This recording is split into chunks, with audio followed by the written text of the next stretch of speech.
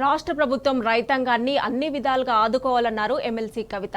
నిరుపేదలకు ఆసరాగా ఉండే రేషన్ కార్డు జారీ చేసే ప్రక్రియలో ప్రభుత్వం కోతలు విధించడం సరికాదన్నారు.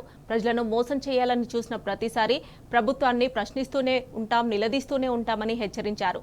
నిజామాబాద్ కలెక్టరేట్లో ఏర్పాటు చేసిన సమీక్షా సమావేశంలో ఎమ్మెల్యే వేముల ప్రశాంత్ రెడ్డి, ఎమ్మెల్సీ కవిత పాల్గొన్నారు. హామీలన్నీ అమలు చేయాలని ప్రభుత్వానికి సూచించారు.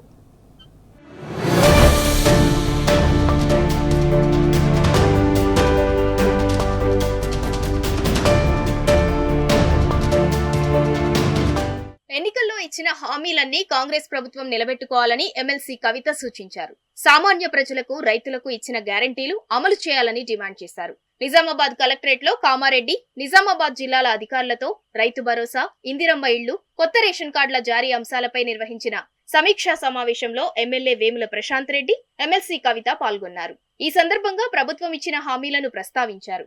అన్నీ అమలు చేయాలని బీఆర్ఎస్ ప్రజాప్రతినిధులు డిమాండ్ చేశారు.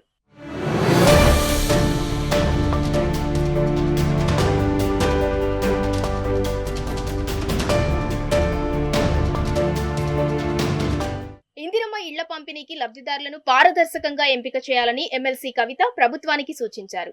విద్యార్థులు ఫీజు రీయింబర్స్మెంట్ రాక, మైనార్టీలకు వెల్ఫేర్ స్కీమ్స్ అందక తీవ్ర ఇబ్బందులు పడుతున్నారని వివరించారు. విద్యార్థుల సమస్యలను వెంటనే పరిష్కరించాలని కోరారు. అటు నిజామాబాద్ రూరల్ మండలానికి వరప్రదాయని అయిన ప్యాకేజీ 21A లో కాళేశ్వరం జలాలు 95% పూర్తి చేశామని, మిగతా పనులు పూర్తి చేయాలని సర్కార్కు విజ్ఞప్తి చేశారు. అధికారంలోకి రాగానే వెంటనే అందరికీ ఇల్లు ఇస్తామని చెప్పారు. అది ఎవరికి కూడా ఆచరణ సాధ్యం కాదు.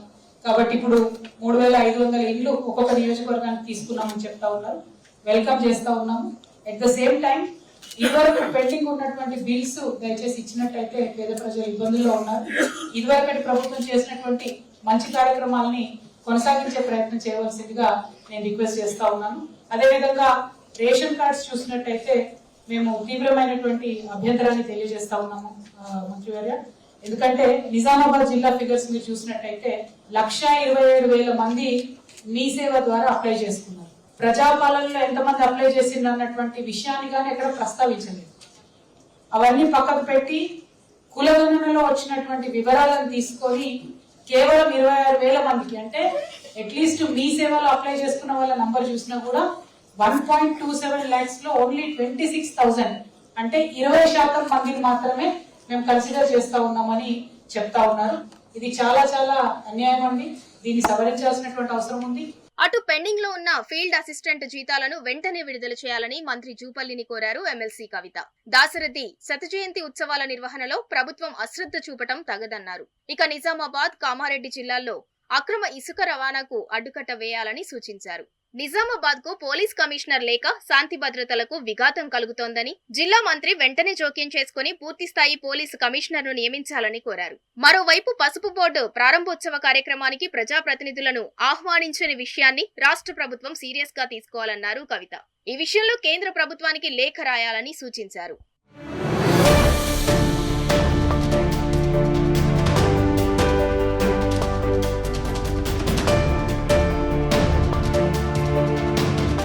అటు కొత్త రేషన్ కార్డుల జారీలో ప్రభుత్వం ఆదాయ పరిమితిని పెంచాలని ఎమ్మెల్యే ప్రశాంత్ రెడ్డి సూచించారు.